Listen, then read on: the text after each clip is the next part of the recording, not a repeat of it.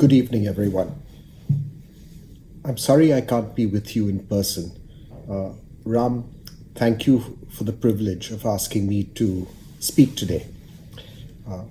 I'll try to say a few things about Christopher that really made a huge difference to me and to our company.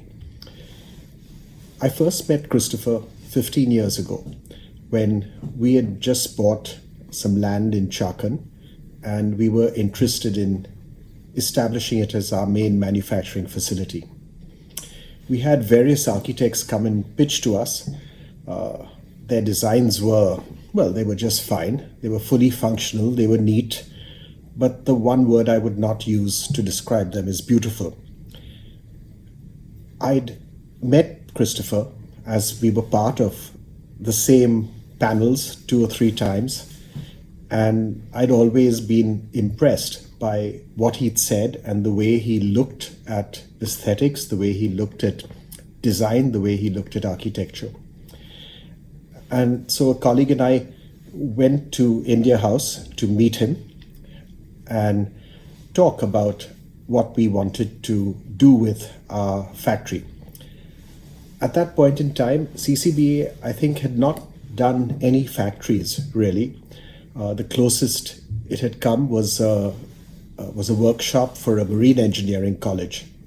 But just visiting India House, as many of you I'm sure have done, is in itself an architectural experience to see how home and office blend together perfectly, how the eye is drawn to objects without the object hitting you in the face because it's so dominating. And people seem really happy working there in the physical space. So I think that more than anything else was what sold us, plus the conversation with Christopher, of course. And we didn't ask for any other architect to quote. CCBA did, and we've been working with CCBA ever since. The Chakan factory that resulted involved several phases of construction. But when we started with many long conversations with Christopher, and he kept asking us questions to get a sense of what we wanted out of the buildings, and second, what work people were doing and going to do in the buildings. And I think that was classic Christopher. It was he wanted to build something that would be human, that would be relevant to the kind of work that people would do in it, and that would work for the people in the building as opposed to the people only looking at the building. So excellence, as we know, is in the detail, and there are many details in Chakan that are really interesting. The jali and glass combination that provides both light and shade such that we do not need to use any artificial light in the day. The utility block, which are usually ugly things, but is, I think, the most beautiful building there, right near the entrance, which is a spiral shape with concentric stairs leading up to it. There's one, I think the most unique feature in Chakan is if you go to the back of the boiler shop. Now, to make boilers, you need welding cylinders. And welding cylinders are usually stored in very ugly racks. And Christopher built this very nice oval shaped structure that matched the buildings themselves and connected to this building because you need to store the cylinders outside. And it's quite intriguing because every time we take a visitor to the back of the plant, they always say, "What's that?" Because normally you'd never ask, "What's that?" if you were looking at welding cylinders. The final result is much better justified through photographs, which you can see in the wonderful book that we have of Christopher's work.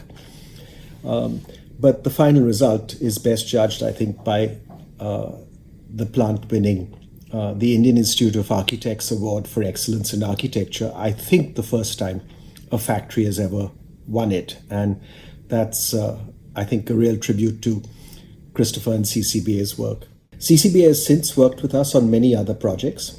They helped us expand our Chrono Marshall facility, which they're doing again now, and where we built a second building that needed to blend in with the first one. And the way the two buildings combine, two buildings that you would think would look very different, but they now work together really nicely.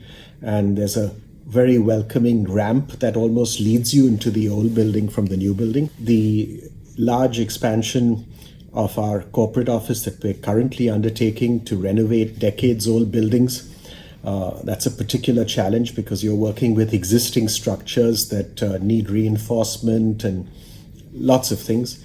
And the use of white throughout that building as a way of letting a lot of the structural elements fade into the background and let the people stand out and the things that you want to have stand out. Christopher's designs aren't necessarily grand to look at. I don't think he ever subscribed to I guess what I'd call the Reichstag school of architecture. The buildings, what he designed doesn't hit you in the face.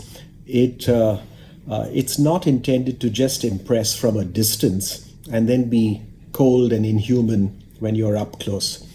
I think his designs were always beautiful spaces for those who work in them, who experience them close at hand, and who see them every day.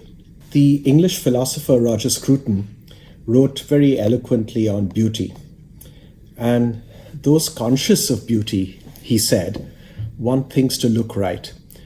And, to quote him, and looking right matters in the way that beauty generally matters, not by pleasing the eye only, but by conveying meanings and values which have weight for you and which you are consciously putting on display.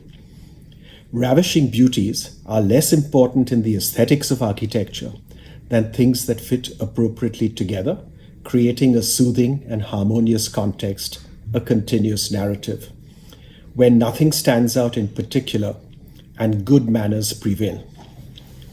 We will greatly miss Christopher, and I think we can pay him no greater tribute than by building a more beautiful India. A world that inspires us as we go about our daily lives. Let Christopher's good manners prevail. Thank you very much.